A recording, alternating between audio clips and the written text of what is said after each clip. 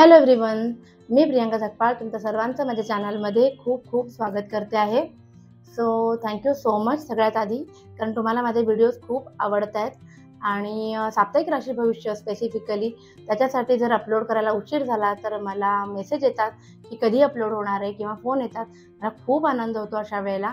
So keep messaging, keep loving आणि मी असे छान छान व्हिडिओ आणत राहीन.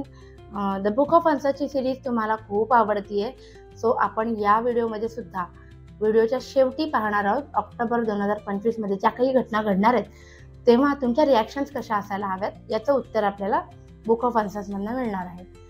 एंजल कार्डचा आपण ॲडवाईस व्हिडिओच्या शेवटी घेणार आहोत नेहमीप्रमाणे आणि गुरूंचा संदेश सुद्धा जाणून घेणार आहोत. ओके, तर आता आपण चालू करूया.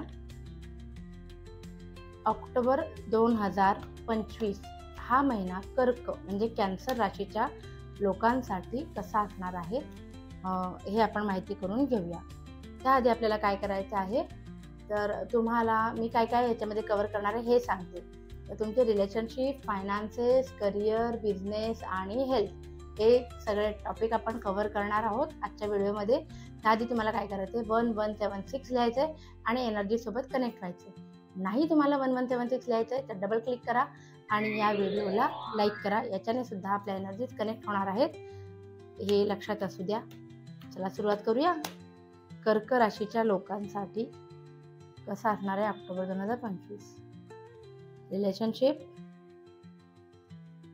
फायनान्सेस, अरे वा, करिअर, बिझनेस, ओके, आणि हेल्थ. सो ऑक्टोबर 2025 मध्ये तुमच्या रिलेशनशिपची कसोटी असणार आहे. आर्थिक विवंचनेतून जाताना तुम्हाला कळणार आहे की तुमचा पार्टनर तुम्हाला कशी साथ देतो. ठीक आहे, थोडीशी आर्थिक अडचण येईल पण तुमचा पार्टनर तुम्हाला साथ देईल आणि हीच असणार तुमच्या प्रेमाची खरी कसोटी. फायनान्सच्या बाबतीत खूपच सुंदर कार्ड आले. खूप पैसे अडकले असतील कुठून तर ते नक्की येतील.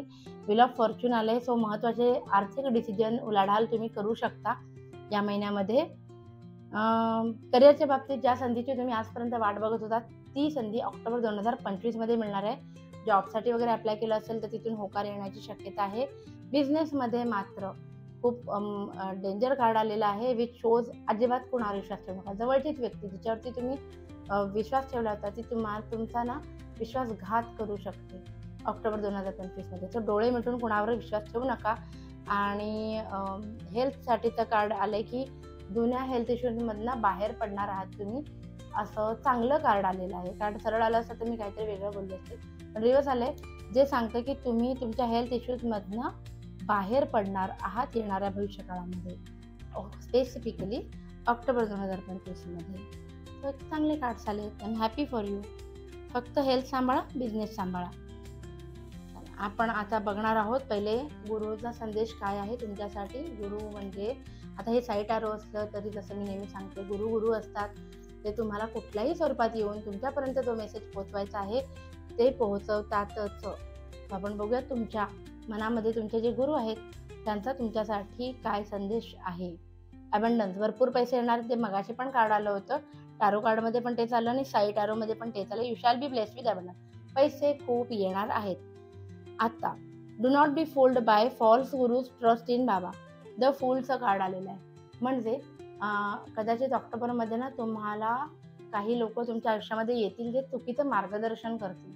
सो त्या कोणत्याही व्यक्तीच्या नादाला लागू नका. बा बिझनेसच्या बाबतीत तसंही आलं होतं की कुणावर विश्वास ठेवू नका. तसंच इतर सगळ्याच बाबतीमध्ये मी तर म्हणेन की तुम्हाला हा मेसेज आलेला आहे, द फूल. सो कोणीतरी तुम्हाला वेडं बनवण्याची शक्यता आहे. वेडं म्हणजे फसवणूक करण्याची शक्यता आहे.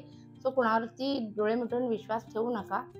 आपण बघणार आहोत आता एंजल कार्ड्स. एंजल कार्ड्समध्ये पण 3 प्रकार आहेत. सो आपण एंजल कार्ड्सनी सुरुवात करूया.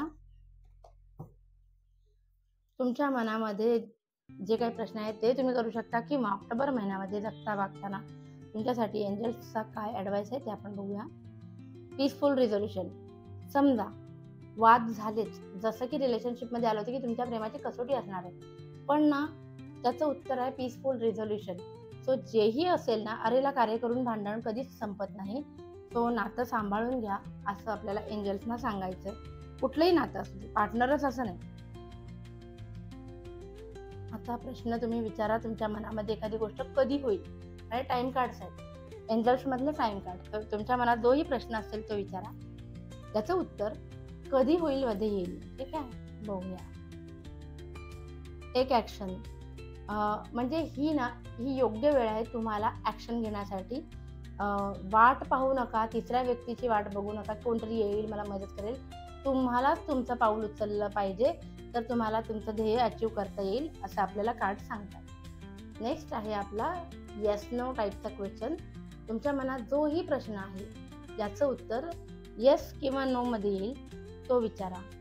ठीक आहे, येस किंवा नो मध्ये येईल असा प्रश्न, आणि उत्तर आपण बघूया yes.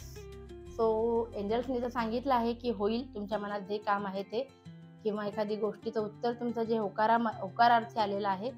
So go ahead with that positive. आता आपण बघणार आहोत तुमचं आवडतं the book of answers. Book of आन्सर्सने आपण जाणून घेणार आहोत ऑक्टोबर 2025 मध्ये ज्या घटना घडणार आहेत त्याचा एक छोटासा आढावा. ठीक आहे, बघूया कर्क राशीच्या बाबतीमध्ये ऑक्टोबर 2025 मध्ये काय घडणार आहे. Perhaps when you are older, ज्या गोष्टींची तुम्हाला आत्ता नाही ना कळत आहे किंमत, तुम्हाला नंतर काळ निघून गेल्यानंतर त्या गोष्टीची किंमत कळेल.